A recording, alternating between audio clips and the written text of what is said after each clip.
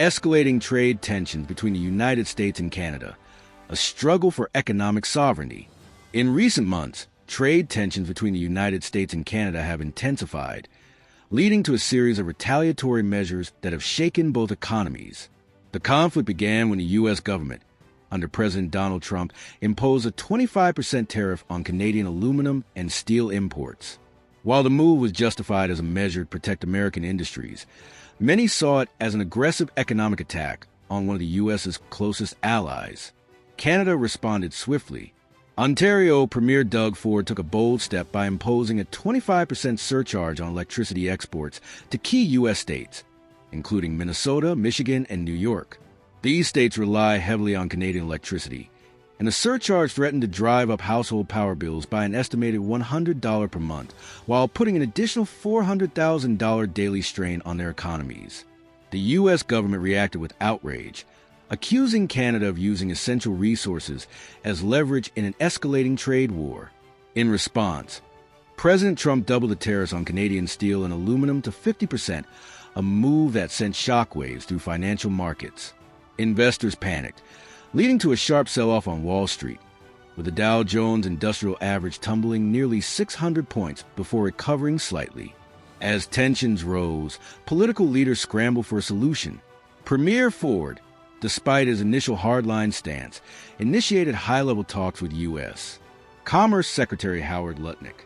After a period of intense negotiations, Ford announced a temporary suspension of the electricity surcharge as a goodwill gesture, but he made it clear that it could be reinstated if the U.S. did not negotiate in good faith. President Trump, in turn, reversed his decision to increase tariffs to 50%, keeping them at the original 25% instead.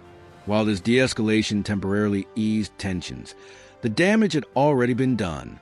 Businesses on both sides of the border face uncertainty. Financial markets remain unstable, and industries that relied on cross-border trade felt the pressure.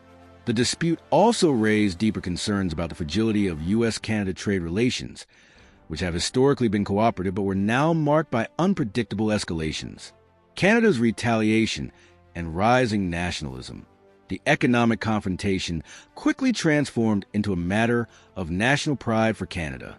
In response to U.S. tariffs, the Canadian government imposed its own 25% tariff on nearly $30 billion worth of American goods, targeting steel, aluminum, and consumer products such as electronics, sports equipment, and household appliances. Provincial governments also took independent action. Ontario continued to warn that it would reinstate trade restrictions if the U.S. made further aggressive moves. Quebec reviewed government contracts, prioritizing Canadian or non-U.S. suppliers, and removed American liquor products from store shelves. British Columbia proposed a tax on American thermal coal exports passing through its ports, a move that both served environmental interests and directly impacted a key U.S. industry.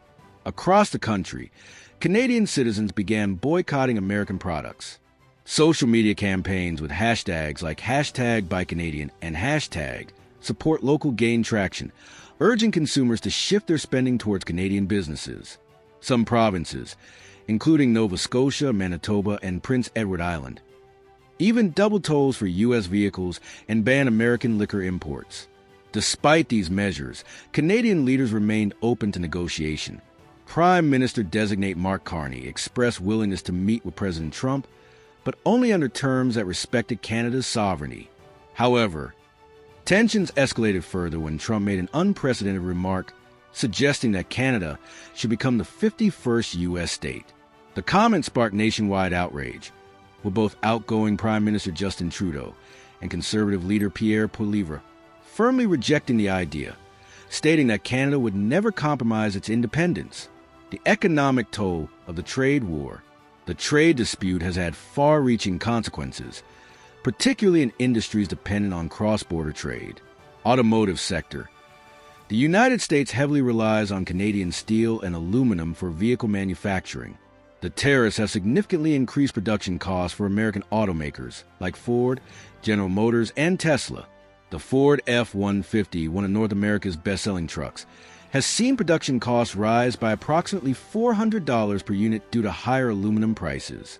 Canadian auto parts manufacturers, struggling with the uncertainty, have started looking for alternative markets in Europe and Asia. Consumer goods, electronics, and household appliances have become more expensive due to increased import duties. Sporting goods, including hockey sticks and bicycles, now cost more, making Canadian-made products less competitive in the U.S. market. Energy and resources. Canada's proposed tax on American thermal coal exports has the potential to cripple the U.S. coal industry. With nearly 11.7 million metric tons of American coal passing through Canadian ports annually, restrictions on these exports could lead to mine closures and job losses in coal-dependent U.S. states. Agriculture. Farmers in both countries are feeling the strain. Canada, a major buyer of U.S. agricultural products, has imposed retaliatory tariffs on American farm goods, leading to billions in losses for U.S. farmers. Meanwhile, Canadian agricultural exports, particularly beef and grain, are facing higher costs when exporting to the U.S. The path forward, conflict or cooperation. As financial markets remain volatile and industries struggle with rising costs, the future of U.S. Canada trade relations remains uncertain.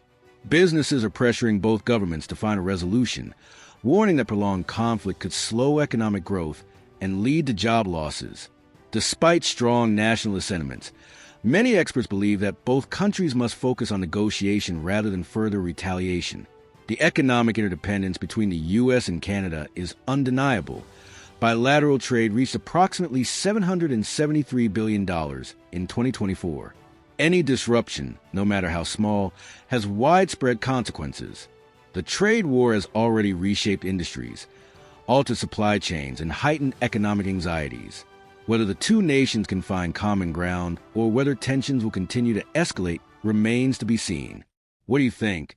Should Canada continue to push back, or is it time for both sides to seek a diplomatic solution?